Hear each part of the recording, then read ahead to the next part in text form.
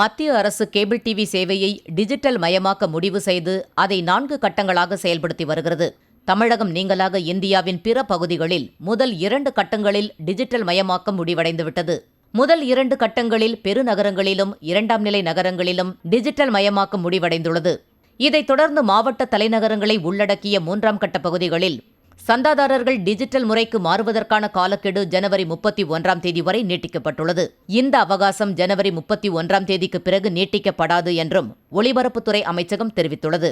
இதேபோல சிறிய நகரங்கள் மற்றும் கிராமங்களை உள்ளடக்கிய 4ஆம் கட்ட பகுதிகளில் கேபிள் டிவி டிஜிட்டல் மயமாக்கத்திற்கான காலக்கெடு 2017ஆம் ஆண்டு மார்ச் 31ஆம் தேதி வரை நீட்டிக்கப்பட்டுள்ளது.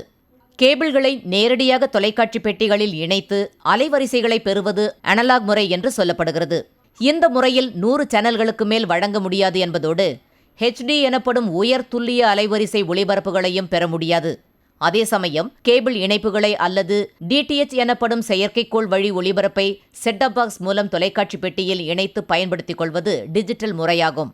இந்த முறையில் 500க்கும் மேற்பட்ட சேனல்களை பெறலாம் என்பதோடு HD மற்றும் 4K எனப்படும் உயர் துல்லிய ஒளிபரப்புகளை பெறலாம். ஒளிபரப்பின் தரம் சிறப்பாக இருக்கும் என்பதோடு சந்தாதாரர்கள் தங்களுக்கு தேவையான சேனல்களுக்கு மட்டும் கட்டணம் செலுத்திவிட்டு வேண்டாத சேனல்களை தவிர்த்து விடலாம். அனலாக் முறையை பயன்படுத்தும் போது இப்படி வேண்டாத சேனல்களை வடிகட்டுவது சாத்தியமில்லை.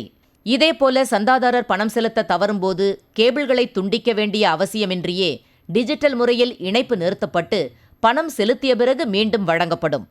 மாநில அரசுகள் தொலைக்காட்சி மற்றும் கேபிள் நிறுவனம் நடத்துவதற்கு உரிமம் வழங்கக்கூடாது என ட்ராய் எனப்படும் தொலைத்தொடர்பு ஒழுங்குமுறை ஆணையம் விதிமுறைகளை வகுத்துள்ளது. அதன் அடிப்படையில் தமிழ்நாடு அரசு கேபிள் டிவி நிறுவனத்திற்கு மத்திய அரசு இதுவரை உரிமம் வழங்கவில்லை. இதை எதிர்த்து தமிழக அரசு தொடர்ந்துள்ள வழக்கு சென்னை உயர்நீதிமன்றத்தில் நிலுவையில் உள்ளது. மத்திய அரசு பதிலளிக்க உத்தரவிட்டு சென்னை உயர்நீதிமன்றம் நோட்டீஸ் அனுப்பியுள்ளது. அமைச்சரவை குழுவுடன் ஆலோசனை நடத்தி விரைவில் உயர்நீதிமன்றத்தில் பதிலளிக்கப்படும் என மத்திய ஒலிபரப்புத்துறை இணையமைச்சர் ராஜ்யவர்தன் ரத்தோர் ஏற்கனவே கூறியுள்ளார். மத்திய அரசின் பதிலை பொறுத்தே அரசு கேபிள் சேவை தொடருமா இல்லையா என்பதை நீதிமன்றம் முடிவு செய்யும். அதே சமயம் இந்த வழக்கு நீதிமன்றத்தில் நிலுவையில் உள்ளதால் தமிழகத்தில் கேபிள் டிவி சேவை டிஜிட்டல் மயமாக்கம் நடைபெறவில்லை. தமிழகத்தில் டிஜிட்டல் மயமாக்கம் முழு வீச்சில் அமல்படுத்தப்படும் போது சந்தாதாரர்கள் அனைவரும் செட்டப் பாக்ஸுகளை வாங்கி பயன்படுத்த வேண்டியது கட்டாயமாகும். அதன் பிறகு கேபிள்களை தொலைக்காட்சி பெட்டிகளில் நேரடியாக இணைத்து பயன்படுத்தும் அனலாக் முறை ஒளிபரப்பு என்பது சட்டவிரோதமாக்கப்படும். ஒவ்வொரு வீட்டிலும் பொருத்த வேண்டிய செட்டப் பாக்ஸுகளின் விலை 1200 ரூபாயிலிருந்து 2000 ரூபாய் வரை மாறுபடுகிறது.